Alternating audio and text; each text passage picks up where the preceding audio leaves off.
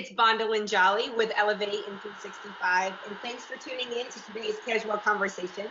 I am with Jackie Soto, who is the broker owner of Divergent Realty. Hey, Jackie. Hi. And you have some other titles on top of broker owner. I think you're a chair of YPN. I think you sit on an NAR committee. Like you have your fingers in a lot of things. I'm really excited about the research committee next year. Really excited. Something I want to do this year, but I didn't get a chance to. So next year is my year. Awesome. Well, I think 2020 is going to be an amazing year for so many people out there.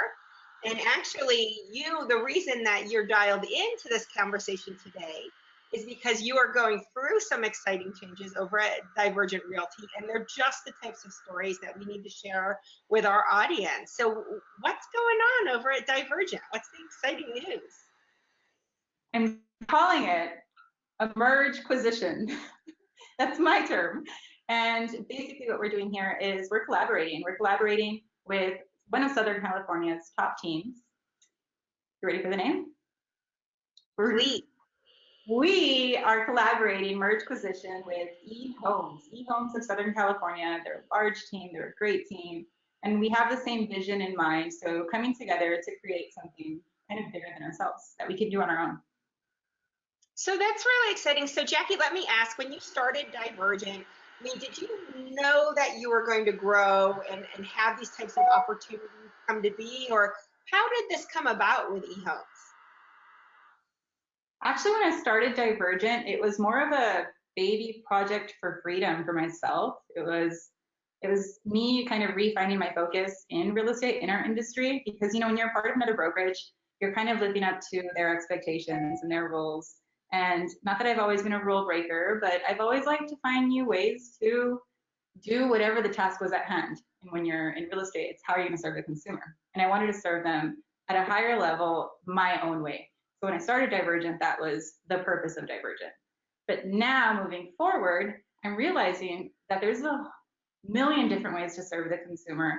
There's a million different, realtors with their mindsets. They can come together, and having these different mindsets, having a kind of set diversity, we're able to come up with these new innovative ideas and grow within our industry, grow the agents, and better serve the consumer. So it's kind of grown.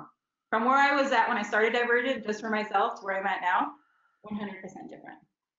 And so you say, to better service the consumer, but you're also better servicing the agents that are all part of your team as well. Yes. So in beginning Divergent, just the name of it, if you look it up, it's to grow in different areas, to kind of not be niched into one type of service that you're offering or one type of prospecting, to be well-rounded and grow in different areas to better serve. So with this relationship with eHomes, were there any concerns or challenges that you had to overcome to make this relationship happen, or was it just smooth sailing from the second you started talking to each other? No, it's a lot. It's a lot to think about, going from being Divergent all by myself and whatever I want to do, to now having this partner. Luckily, we had several conversations over time. It's something that took 6 to 12 months of conversations, and us kind of coming together and realizing hey, we have the same vision. Can we make this work?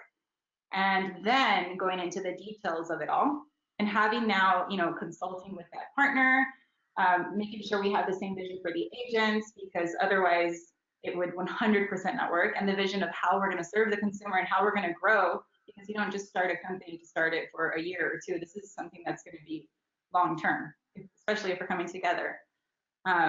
So it has been a struggle. My biggest struggle, I would say, is giving up the actual freedom. And it's not really even giving up freedom. It's making sure that we're able to communicate, to be able to give each other that space and freedom, and kind of, what's the word for it, Bondalyn, when you compromise.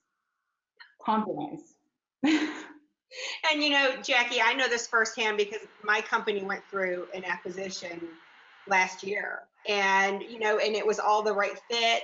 We all came together, we all had the vision, but It's nerve wracking, and it's true. It's like you have to learn to compromise. You have to learn to, rely on other people when in the past, the buck stopped with you, and it can be tough. But, for me, it has worked out wonderfully. We're so happy to be a part of the company that we are.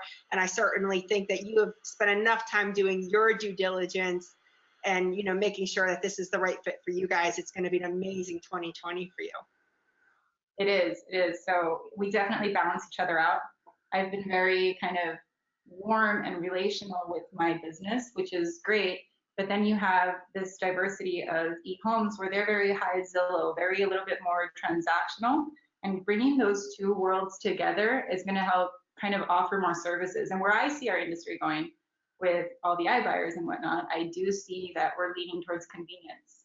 And leaning towards convenience can mean transactional. So to be able to be that well-rounded company that has the warm hand-holding and has the kind of transactional service that sometimes millennials are looking for. They don't want to talk to you. They want to, text, email. They want to show up to a home and do a self-guided tour like Open Door does. So being able to offer all of these services is something that's going to be great. Well, that's awesome. So for all of our audience that are watching, Jackie, if they're thinking about expanding their business or potentially looking at a merger or an acquisition, or as you said, a merge-quisition, what piece of advice do you have for our audience today? I just want everyone watching this to know that you are much better together. That though it may seem like they don't have the same vision, or they're not thinking the way that you necessarily are thinking, that might be what you need. So when we first started our conversations, I thought I would never partner with someone like him because he's not warm and relational like I was. He was a little bit colder and transactional. I would never do my business that way. But realizing that these people that may not work the way that you work can complement you in other ways, and you guys can balance each other out and grow together. I love the spirit of collaboration. I just feel that the more we come together in our industry, the more that we are going to grow as an industry, as long as you have the same common goal, which is better servicing the consumer and keeping the consumer always in mind. That would be my biggest piece of advice, is come together, collaborate. Do not be worried if they don't think exactly like you. You don't want someone that thinks like you. You're never going to grow that way.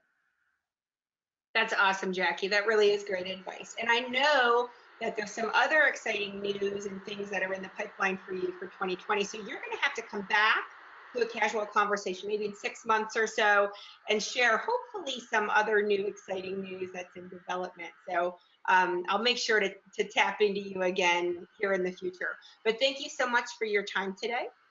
Everybody, thank you so much for dialing in. We release new content every Friday, so be sure to check back with us, and we'll see you next week. Bye.